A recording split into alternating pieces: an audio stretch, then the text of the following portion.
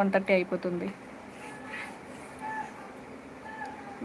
మీరు కూడా గుంజులు తీసారా? అవునండి, స్కూల్ డేస్లోనే ఎక్కువ తీసేదాన్ని. మ్యాక్సిమం టీచర్స్కి ఒక విధమైన కోటింగ్ అవుతూ ఉండేది. ఆ రివెన్స్ నా మీద తీసుకునేవాళ్ళు అనమాట. ఎందుకంటే వాళ్ళు సరిగ్గా ఉండకపోయేసరికి మా మదర్కి కంప్లైంట్ చేసేదాన్ని. మా మదర్ స్కూల్లో నెంబర్గా ఉండేవారు అనమాట. సో అలా ఉండడం వాళ్ళు కంప్లైంట్ చేస్తూ ఉండేదాన్ని, ఇలాంటి వాళ్ళు అని చెప్పేసి. సో గుంజుల కన్నా ఎక్కువ కొట్టడం ఎక్కువగా ఉండేదండి. ఎక్కువ పనిష్మెంట్ చేయాలని చూసేవాళ్ళు అనమాట నన్ను.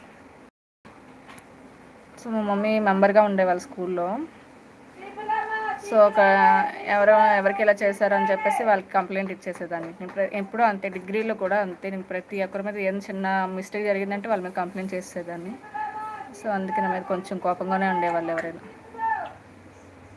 మన సైడ్ తప్పులేనప్పుడు మనం ఎవరికి భయపడకూడదు, ఎవరికి లొంగి తొంగి ఉండకూడదు అనమాట నా ఉద్దేశం ప్రకారం.